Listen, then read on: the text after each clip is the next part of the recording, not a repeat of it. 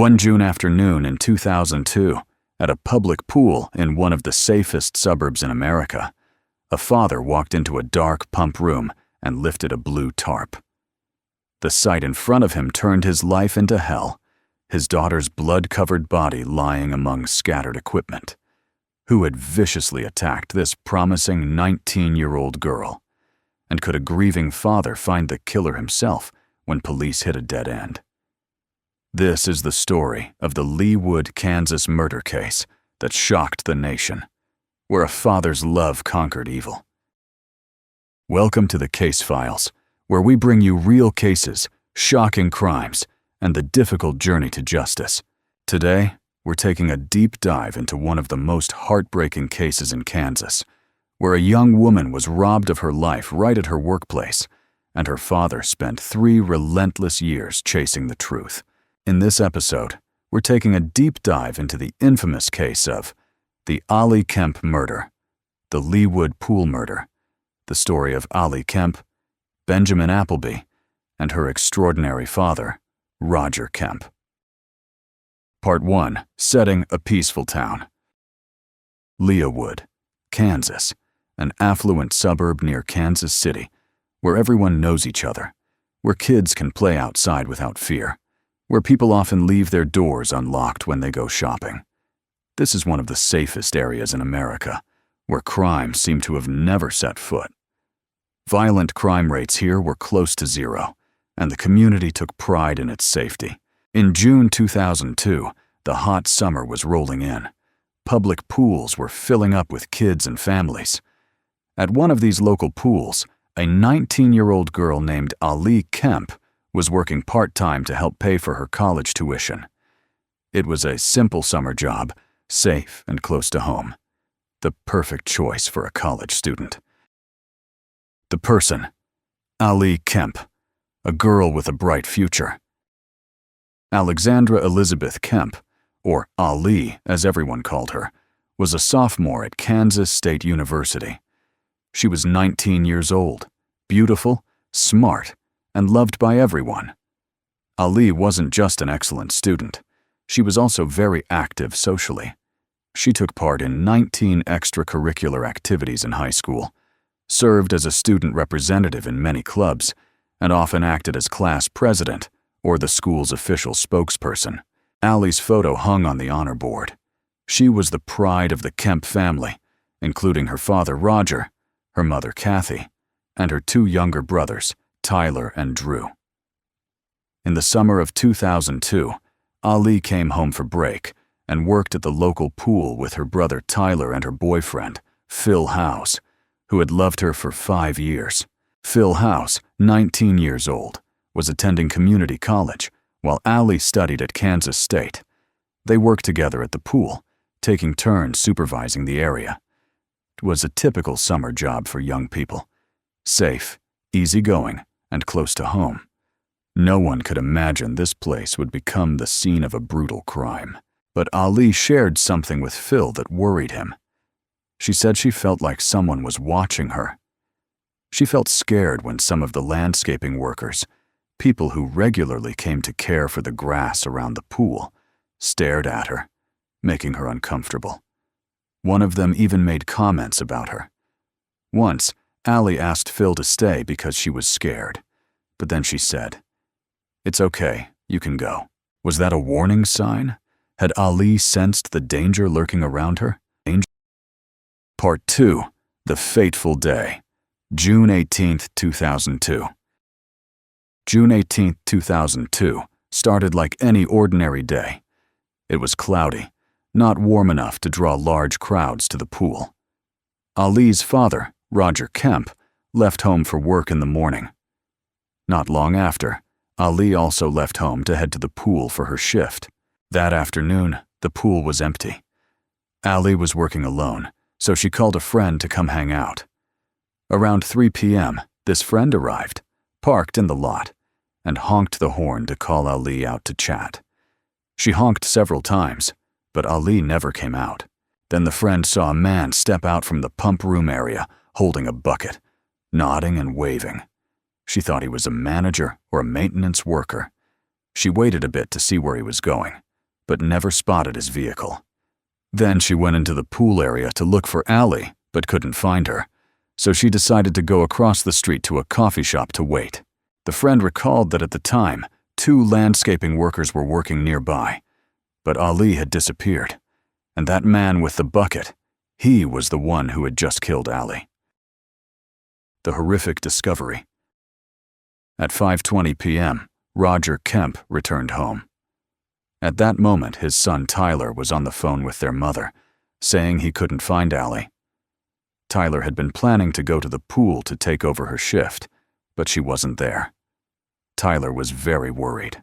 Roger immediately got in his car and rushed to the pool. He looked all around the pool, checked the deep water area, and searched the entire grounds. He went to the children's pool area. Nothing. He couldn't understand where Ali had gone, because her bag was still there, and her phone was on the desk. Finally, Roger went to the pump room area. Inside it was dark and hard to see. He looked around, went farther inside, and looked behind the pumps. As he was about to leave, he noticed something. He lifted the tarp and froze. It was Ali. Ali was lying face down on the floor, her body covered in bruises. When Roger turned his daughter over, the scene in front of him became even more horrific. Her body was in an extremely tragic state. Blood everywhere, clothes disheveled, clear signs of a violent struggle. Roger shakily called 911. He was asked to stay on the line and answer questions, while he tried to talk to his daughter, hoping she was still conscious, hoping she could still be saved. He clung to a fragile shred of hope. "I think my daughter's been murdered," Roger told the operator. An ambulance and police units responded immediately. Police arrived first and reported the girl was unconscious and had suffered head trauma from a blunt object. Next to her was a large pool of blood. Her shirt had been pulled up, her chest exposed. She was not wearing pants or underwear. There were ligature marks on her neck.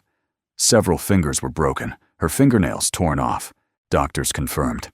Ali was dead. From the hospital, Roger and his wife went straight to the funeral home. They took Ali's body to the morgue. Their lives had just shattered.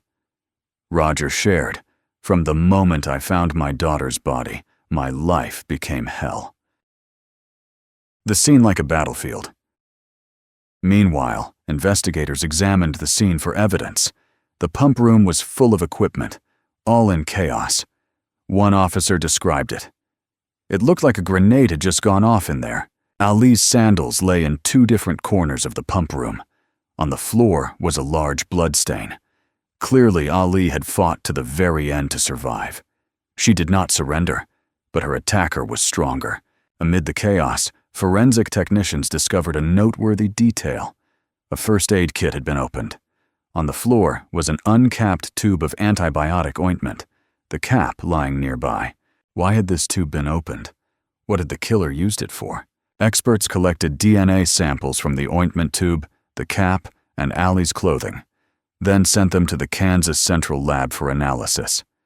The results showed there was male DNA on all the samples, a mixture of Ali's DNA and that of an unknown man. This was enough to identify the killer, if they could find him. But it was not sufficient to be entered into the National CODIS database, which made identifying the killer much more difficult. The autopsy concluded that Ali died from strangulation. The medical examiner suspected the murder weapon was a rope or a similar object, and after further investigation, police discovered why the antibiotic ointment tube had been opened. Appleby had tried to rape Ali after she lost consciousness and needed the ointment for lubrication. This wasn't just murder. This was a brutal, savage, and utterly malicious crime. Part 3. The investigation begins. While waiting for the DNA results, all local news outlets reported Ali's death. No one could believe this had happened in Leawood, the peaceful town where everyone knew each other. Outside the pool where Ali worked, friends and neighbors gathered, bringing flowers and mementos to remember her. Everyone hoped the killer would be caught before he struck again. Police didn't waste a minute. They went door to door asking everyone nearby, interviewing people who had been near the scene, recording names, addresses, and phone numbers. They discovered there was a landscaping company in town that specialized in lawn care for residential neighborhoods. Police asked the company's employees to recall whether they had seen anything suspicious that morning, and they had. These workers said that when they parked their pickup truck in the lot near the pool, they saw another pickup, a brown Ford from the 1980s, drive around the parking lot 3 or 4 times without stopping. This behavior was very unusual, and that wasn't all. One day before Ali was killed, they had seen a suspicious man lurking near the pool, apparently peeping at girls sunbathing. The witness said he was hiding in the bushes near the pool, acting very suspiciously. Could this be the killer? Had he been stalking Ali beforehand? 2 composite sketches in the manhunt campaign. Police went back to speak with the landscaping workers who had been at the pool that day and asked whether they could help create a composite sketch of the suspect. After talking to each person, detectives produced an initial sketch. When the workers saw the sketch, they confirmed. It was very similar. At that time, police only had a basic composite sketch kit. Usually, they had to adjust many features, but in this case, nothing needed changing. It showed a thin man with a short beard, probably in his early 30s. Then, police asked Ali's friend, the one who had come to the pool and seen the man with the bucket step out of the pump room, to work with an artist to draw a second composite sketch of the suspect. This sketch was very detailed and was given to the media for wide distribution. Information about the man and the brown Ford pickup truck spread quickly. Detectives did not want to waste time and were determined to pursue every lead. Roger Kemp stated clearly in an interview, "There's a monster out there. We have to find him. You always have 2 choices. Either stay home and be afraid, or stand up and do something. I choose action." Roger was determined to find a way to catch the killer. He would not allow him to remain free. After police released the composite sketches, Ali's boyfriend, Phil Howes, decided to print thousands of copies and post them all over the area. Phil and Ali's friends spread out across the city, putting up wanted posters. Phil led this volunteer group, even though he himself was drowning in grief over losing his girlfriend. Part 4. Ruled out. Those closest to her. Police determined the window in which Ali was killed was between 2 and 5 p.m., the time between when Phil left and when Roger discovered his daughter's body. Phil was the last person to see Ali alive, so detectives had to focus on him or completely rule him out. During his interview, Phil said that he had opened the pool that day, and then Ali came in to take over the shift. That evening, they planned to go out together. Ali had called Phil but couldn't reach him, so she left a message saying she was really looking forward to their date. Phil said that after leaving the pool, he went to another pool to work, then met friends to play video games. Police requested a DNA sample, and Phil immediately agreed. A few days later, experts compared the killer's DNA with the DNA of Ali's father, brothers, and boyfriend. The results showed Phil had been working at another pool at the time of the murder. He was truly shocked and deeply grief-stricken. They were removed from the suspect list. When asked whether Phil could have been involved in the murder, Roger immediately stated, "Absolutely not. Phil is very kind and lovely." First lead James Strader. Since Ali was killed, the police tip line had been constantly receiving calls. But after the composite sketches were made public, the phone rang almost non-stop. In July 2002, the Kemp family announced a reward for anyone providing information to help catch the killer. Tip line staff advised them to offer $1,000. But Roger felt that amount was too low and would not sufficiently motivate the public. He decided to raise the reward to $50,000. In the first few days, police received up to 600 leads. Nearly all local residents called in with information. Hundreds of tips had varying value. Some were unimportant, but others required immediate investigation. One witness said the man in the sketch looked like someone named James Strader. This man sometimes showed aggressive behavior and might have been in prison. James worked at a small auto garage in Kansas. A team of investigators went to talk to James. He denied any involvement and said he knew nothing about the case. James stated that he had been working at the garage that day and suggested that police call his boss to confirm. The garage manager confirmed that James had been at work the entire time and was willing to show the specific jobs James had performed. The garage was too small for anyone to disappear without being noticed. Police concluded there was no evidence that Strader had left the garage long enough to get to Leawood and commit the crime, so they removed him from the suspect list. But the story of James Strader wasn't over. Part 5. The 2003 Storm. Strader returns. In July 2002, the two composite sketches of the suspect spread across America. Police enlisted major TV shows and news outlets to do everything they could to make the case known nationwide. They received calls from police departments in Colorado, California, and many other places. The case became a national issue, yet there was no real progress. Then, in February 2003, the case suddenly took a turn when a familiar name resurfaced: James Strader. A few months after being dropped from the suspect list, James committed crimes in southern Kansas. He raped a girl, then drove her into the city and released her. Then he went to Missouri, kidnapped another girl, raped her, and released her. Then James disappeared. No one knew where he was. At that point, investigators realized they had never taken his DNA. Some journalists who knew about this called the Leawood police station, saying they wanted to help publicize the information. They ran stories in the media, and police in other cities also joined in. Within days, all the attention poured into the police department. Officers were sharply criticized. "Why didn't you arrest him for killing Ali? He's a rapist. He's a murderer. You must take responsibility." Even so, at that time, police still believed James wasn't the killer, but they knew they should have taken his DNA to check.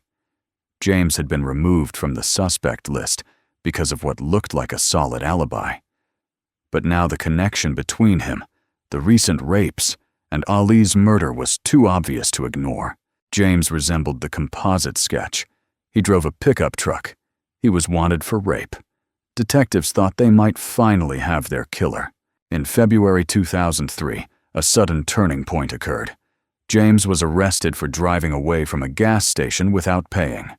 The clerk called police, and just minutes later, James was stopped near a gas station in Richfield. Police were waiting. In court, James agreed to be extradited to Kansas to face 3 rape charges and to be questioned about Ali's killing. But before he was extradited, Leawood police went to see him in person. They sent Detective Langer to interrogate him.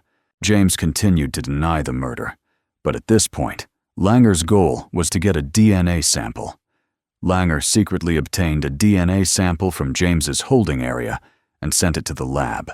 Sometime later, the lab called back. No match. James Strader was not the killer. Everyone was stunned. Roger said, "I felt a horrifying emptiness, but I knew I couldn't give up."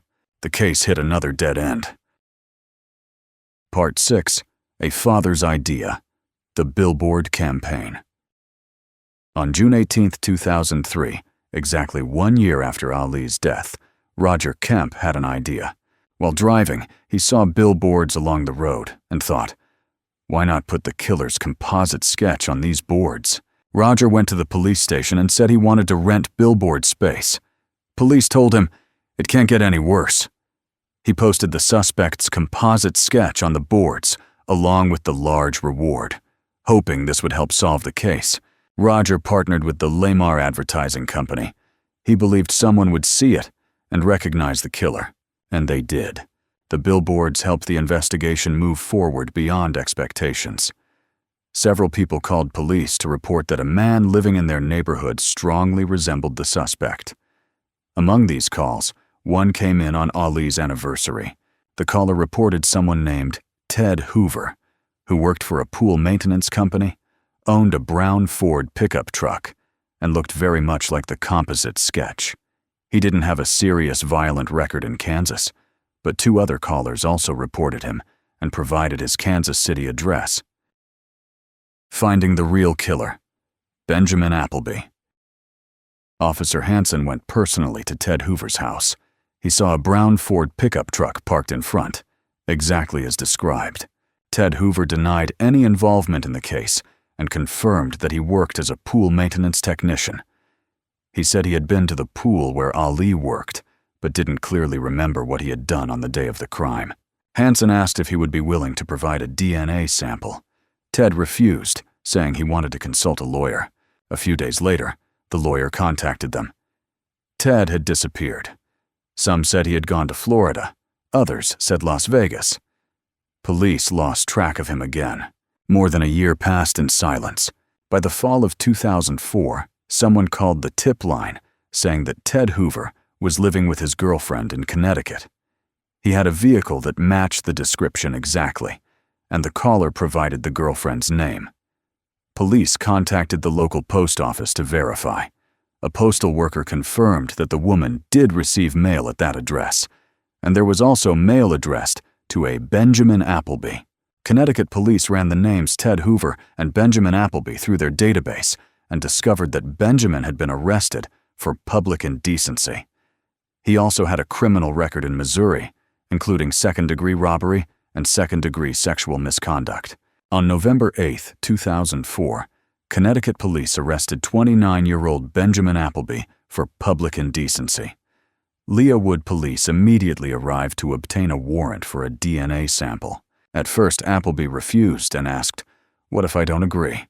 Police told him they would get the sample one way or another. He had no choice. Eventually, he agreed. Part 7. The Confession and the Horrific Truth. Leawood police carefully planned the interrogation. They decorated the interview room with aerial photos of the pool, photos of Ali, her obituary, and 2 very large file folders on Appleby to create the impression that they had overwhelming evidence. When Appleby walked into the room, he looked around, saw his own photo, and said, "I lied." Police asked what he meant. He said, "I remember now, I went to the pool that day." Appleby said he worked in pool maintenance and went to that pool intending to check it out in hopes of getting a maintenance contract. But when he saw Ali from a distance, he decided to hit on her. He wore a pool maintenance company uniform to avoid suspicion. When he met Ali in the pump room, he started a conversation, but she wasn't interested. He blocked the exit and touched her, maybe her shoulder or her thigh. Ali pushed him away. That made him angry. He stripped off her clothes and tried to rape her. When asked, "Did you kill her?" he answered, "Yes, I killed her."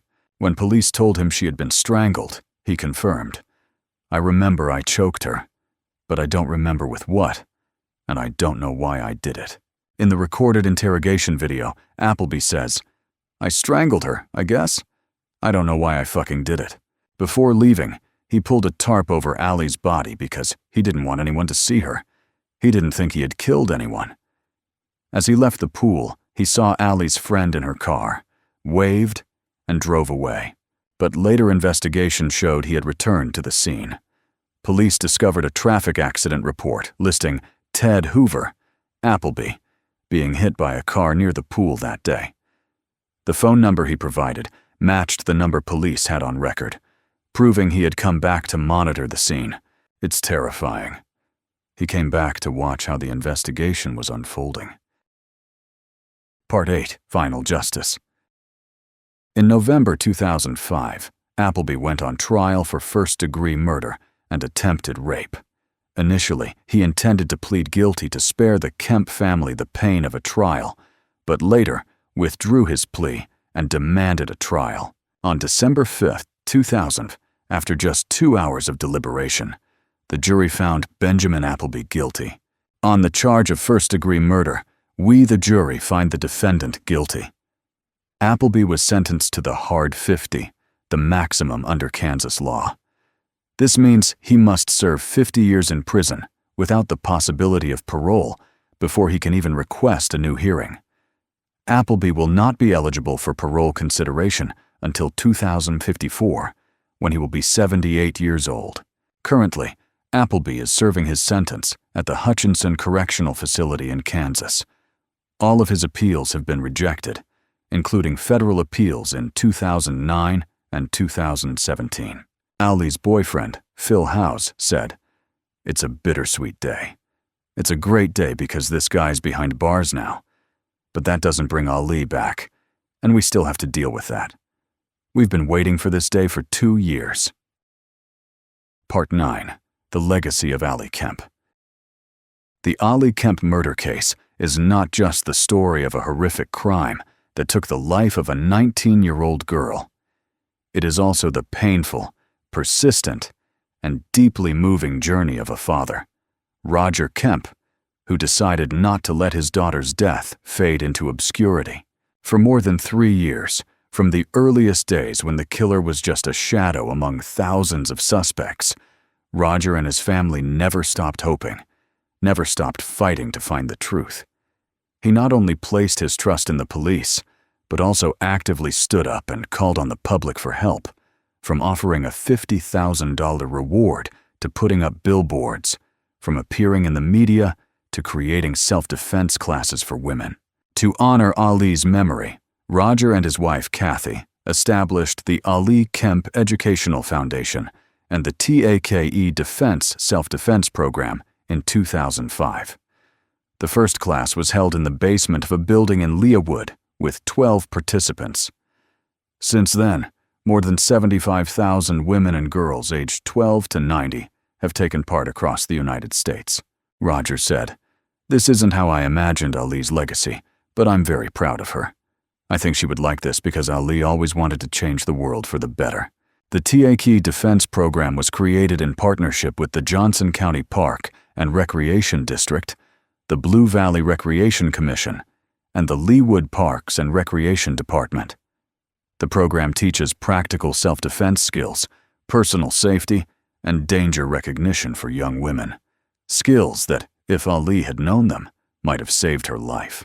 The billboard campaign Roger launched in partnership with Lamar Advertising not only helped catch his daughter's killer, but also became a model for law enforcement agencies nationwide.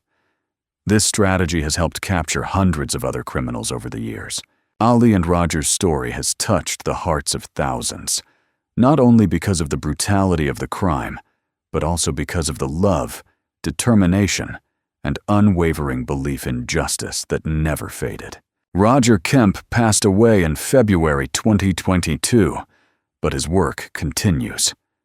The Ali Kemp Foundation is still operating, still training, still spreading the message. Women deserve to be safe, and they have the right to protect themselves. Lessons from the case. The Ali Kemp case leaves many valuable lessons for both law enforcement and the community. First is the importance of DNA collection. At the beginning, police removed James Strader from the suspect list based on an alibi and did not take a DNA sample. They also interviewed Benjamin Appleby at the scene under the name Ted Hoover, but didn't consider him suspicious. If police had collected DNA from all suspicious individuals from the start, the case might have been solved much sooner. Second is the power of community involvement. Roger Kemp's billboard campaign proved that when a community unites and actively participates, criminals have nowhere to hide. Hundreds of calls from residents provided valuable leads, and it was a single call from a resident who saw a billboard that led to Appleby's capture. Third is the importance of listening to women's voices. Ali had told her boyfriend she felt someone was watching her, that the landscaping workers stared at her and made her uncomfortable. Those warning signs should never be dismissed. Women have a natural instinct for sensing danger, and their words must be taken seriously. Fourth is workplace safety. A public pool, a place that seems safe, became a crime scene. This case emphasizes the importance of ensuring security for employees, especially young women working alone in public locations. Security cameras, alarm systems, and policies against employees working solo are crucial. Benjamin Appleby, the cold-blooded killer. Benjamin Appleby, the cold-blooded killer, was finally exposed and sentenced to 50 years in prison. But the sentence is not just for him.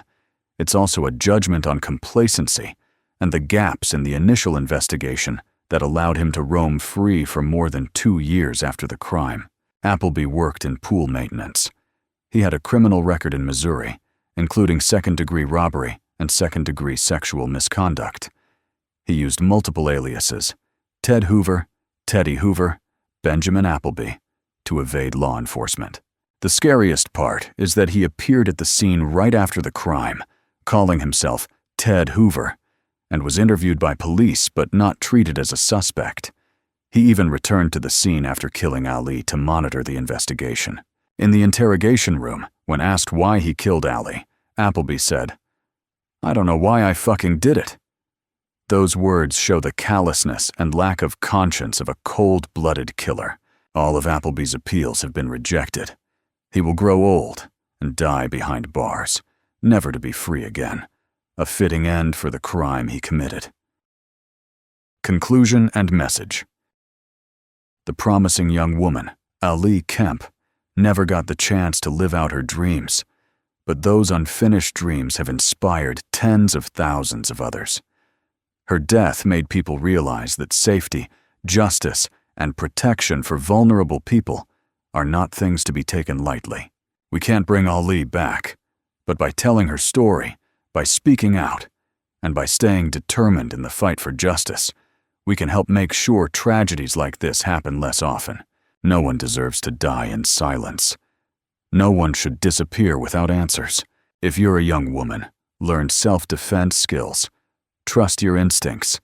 If you feel unsafe, speak up. Never think you're overreacting. If you're a parent, teach your daughter how to protect herself. Listen when she talks about feeling unsafe. Don't wait for tragedy before you feel regret. If you're an employer, make sure your employees are safe. Don't let them work alone in dangerous locations. Invest in security cameras, alarm systems, and safety training. And if you see something suspicious, report it. Your phone call could save a life. Thank you for following the case files. If this story touched your heart, please share it so more people can hear it. Subscribe to the channel, hit the like button, and leave a comment with your thoughts on this case. Remember, every story we tell, every lesson we learn, is one more step forward in the fight against crime and violence. Ali Kemp, she's gone, but her legacy will live forever. See you in the next episode of The Case Files, where we continue our journey uncovering the truth behind shocking cases. Stay safe, stay vigilant, and never stop fighting for justice.